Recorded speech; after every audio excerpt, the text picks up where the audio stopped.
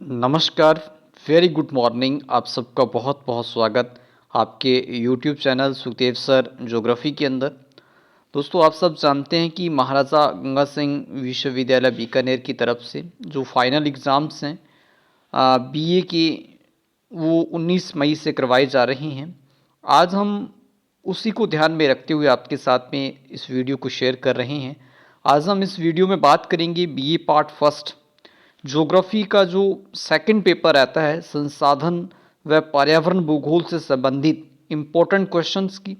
काफ़ी बच्चों के कमेंट्स थे, उनके मैसेज थे कि सर उनको अच्छे इम्पोर्टेंट क्वेश्चन मिल जाएं ताकि वो इसको तैयार करके एक अच्छे मार्क्स प्राप्त कर सकें।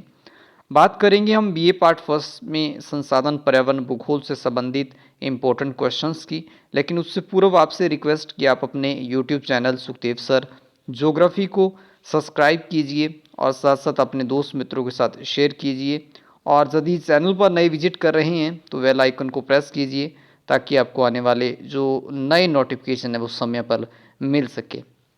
आइए बात करते हैं बीए पार्ट फर्स्ट ज्योग्राफी में जो सेकंड पेपर लगता है संसाधन और पर्यावरण भूगोल से संबंधित इम्पोर्टेंट क्वेश्चंस की।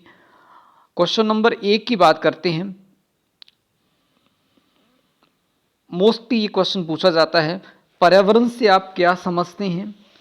पर्यावरण की प्रकृति व घटकों का वर्णन कीजिए। इन्वायरमेंट से संबंधित आपसे ये पहला क्वेश्चन मोस्टली पूछा जाता है कि इन्वायरमेंट क्या है, उसकी नेचर्स क्या है, उसके घटक क्या हैं, उसके बारे में आपको विस्तार से लिखने के बारे में पूछा जा सकता है। तो इसको अच्छी तरीके से तैयार कीजिए। क्वेश्चन नंबर 2 की बात करते हैं। संसाधन का अर्थ परिभाषा समझाते हुए संसाधनों के वर्गीकरण के बारे में संक्षेप में लिखिए। रिसोर्सेज के बारे में आपसे फर्स्ट यूनिट के अंदर आपके दे रखे हैं, तो उसका आपसे मीनिंग, उस आपकी डेफिनेशंस, उसका जो संसाधन का वर्गीकरण है उसके बारे में आपसे पूछा जा सकता है। अक्सर ये प्रश्न आता है, चाहे वो छोटा क्वेश्चन के रूप में पूछा जाए, चाहे बड़े क्वेश्चन के रूप में आपसे पूछा जा सकता है। तो इसको भी आप अच्छी तरीके से तैयार कीजिए। बात करते हैं प्रश्न नंबर 3 की। पर्यावरण प्रबंधन क्या है? वन प्रबंधन का विस्तार से वर्णन कीजिए। प्रबंधन का मतलब होता है कि पर्यावरण को आप किस तरीके से मैनेज कर सकते हैं, उसका किस तरीके से आप प्रबंध कर सकते हैं, उसको अच्छी तरह सुरक्षित रख सकते हैं।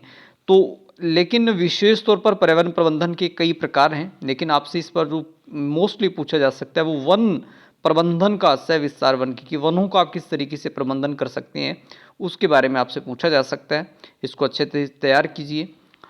बात करते हैं प्रश्न नंबर 4 की।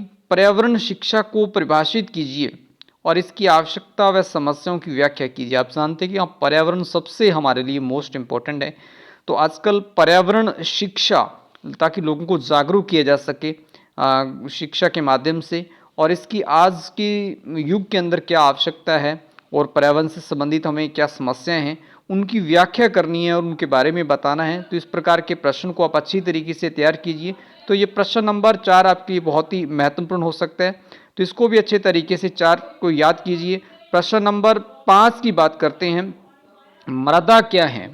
वह मृदा के प्रकारों का विश्व वितरण प्रस्तुत कीजिए।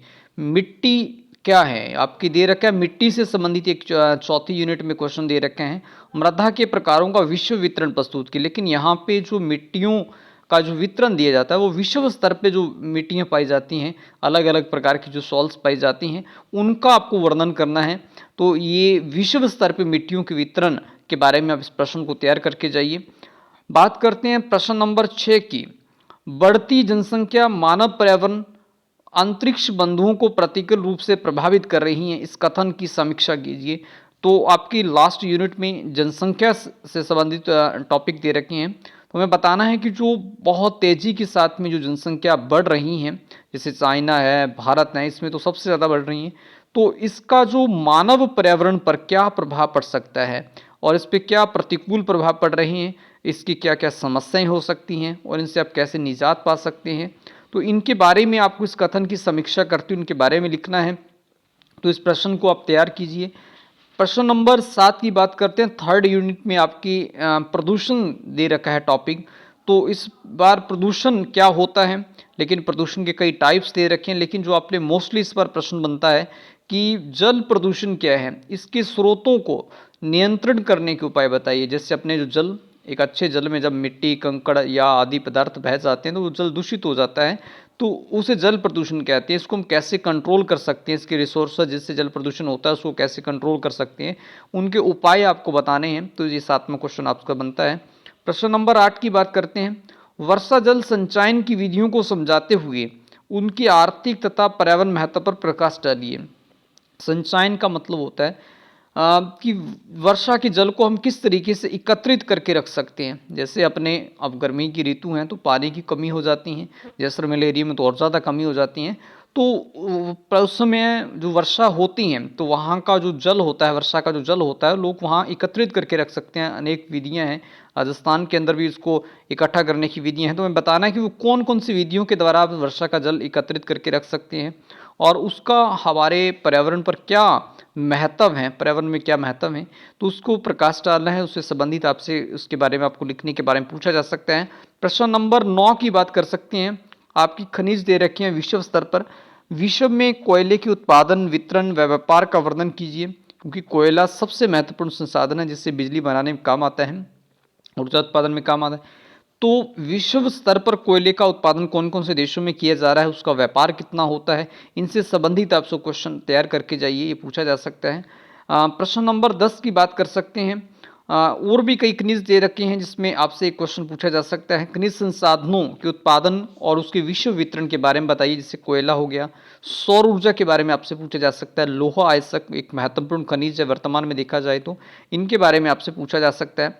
खनिज तेल, पेट्रोलियम के बारे में आपसे पूछा जा सकता है। तो ये तो आपके 10 बड़े क्वेश्चन हैं जिसको आप अच्छी तरीके से तैयार कीजिए। लेकिन आजकल आपके एमजी यूनिवर्सिटी बीकानेर की तरफ से छोटे क्वेश्चन भी पूछे जा सकते हैं, तो उस पे भी आपको बताया गया है। इन टॉपिकों को आप पढ़ के अच्छी तरीके से याद कर, जैसे भूतापन और डेसिबल क्या है, एक इकाई होती हैं। भौम जल क्या है, मृदा अपरदन के बारे में आपसे पूछा जा सकता है।